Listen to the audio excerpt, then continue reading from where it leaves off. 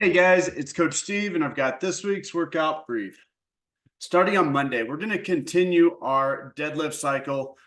This round, we're going 3 sets of 3 deadlifts. All 3 of these should be at a heavy working weight. So you're going to have to spend some time working up to that and then do 3 sets that feel pretty darn heavy. You shouldn't feel like you have a whole lot of weight left in the tank. But you don't have to go for a 3 rep max here. All 3 of these should be heavy. So don't feel like you're just building to a single effort. All 3 of them should be hard. Once we're done with that, we're going into a 20-minute AMRAP. And this is going to have 3 bar muscle ups, which we want to scale so that you can do those unbroken successfully. 9 burpees over the kettlebell, 12 kettlebell snatch, break those however you want, left to right hands, and then 15 wall ball shots. And we're really focusing on kind of just easing consistent pacing on this. The bar muscle ups are an extremely technical movement. The kettlebell snatch can be quite a bit on the shoulders as well as the burpees. So we don't want to go super hard, super crazy here. We want to go very consistent for 20 minutes on this workout that can be considered a little bit technical.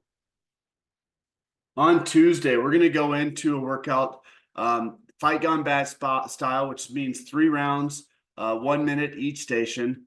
And you're going to do as many reps as you can in each minute. 1 minute, you're going to do thrusters, box jumps the next minute, double unders, push-ups, and then rowing. Calories is what we're counting. And then you're going to rest 1 minute between each round. So 3 rounds of that. And what we're really doing is we're looking to get very, very high reps here. Thrusters are going to add up pretty quickly. So maybe don't go super crazy on those thrusters. Box jumps are a low box, so you should be able to be very consistent, very, very smooth on those. Double unders, you're going to get a ton of reps is the goal.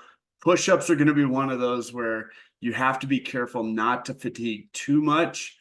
So probably short sets and short breaks. And then rowing is kind of just one of those, what do you have left in the tank? If you're starting with that or doing it somewhere in the middle, the transition for that will take some time. So just kind of keep that in mind. Once we're done with the 17 minutes of work, we're going to go into a cash out of sit-ups. And these are 50 reps for quality. If you're able to jump on the GHD, do that. If not, do those strict on an ab mat. On Wednesday, we're continuing our bench press with 3 sets of 8 reps. Build on what you did last week when we did 3 sets of 10. Once we're done with that, we're going into a workout that will completely devastate your legs. We're going to run 400 meters or row or bike, and then 30 back squats at 95, 65 pounds at a light weight. This is taking it from the floor, so there is no rack in this workout. Then you're going to run again, and then you're going to do 20 front squats with the same weight. You're going to run again, and then do 10 overhead squats. The goal is to do this in 9 to 11 minutes. So really, it's the running that's going to take a good portion of this, and then just the number of reps on those squats. Your legs are going to feel a little jello-like.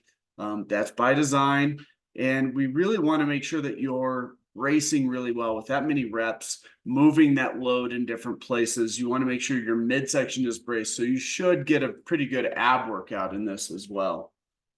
On Thursday, we're going to warm up and practice some handstand work.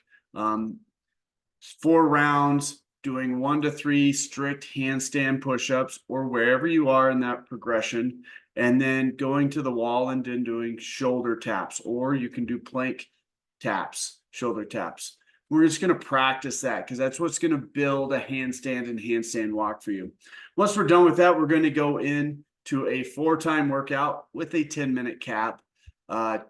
200 feet overhead lunge, so holding a dumbbell overhead, lunging for 200 feet. 50 single dumbbell box step-ups. 50 strict handstand push-ups. Scale that appropriately so you can get through it.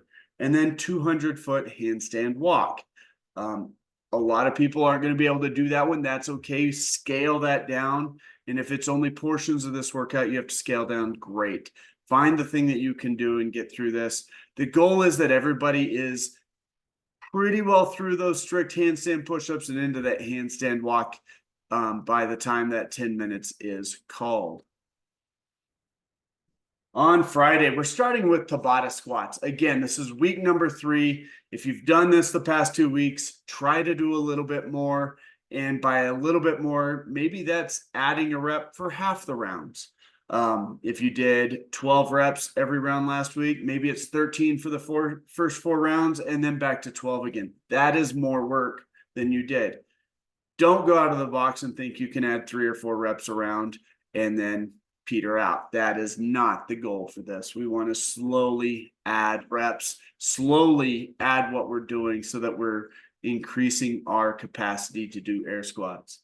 Once we're done with that, we're going to go into a very quick workout, 21, 15, 9, power cleans and ring dips. And this is one of those workouts that you should be able to move very quickly. This one should feel very breathy, but also very muscle fatigue like, and it's going to be a battle between the two. So you want to push this pretty decently hard. Goal is 5 to 8 minutes here. So that's absolutely flying. Cap is going to be 13. Find a weight that you can do those power cleans and max at 2 to 3 sets. And the ring dips should go pretty darn quick. These do not need to be strict. You can kip on these if you need to, but don't cut these short. Get that full range of motion. That's what's going to make the biggest difference on the ring dips. If you struggle with the range of motion here, scale the movement so that you can do them really well. That's going to give you more than if you kind of cheat and half-ass the reps. On Saturday, going into a 10-round workout, 5 thrusters, 10 pull-ups, 100-meter sprint, and you're going to rest between each round.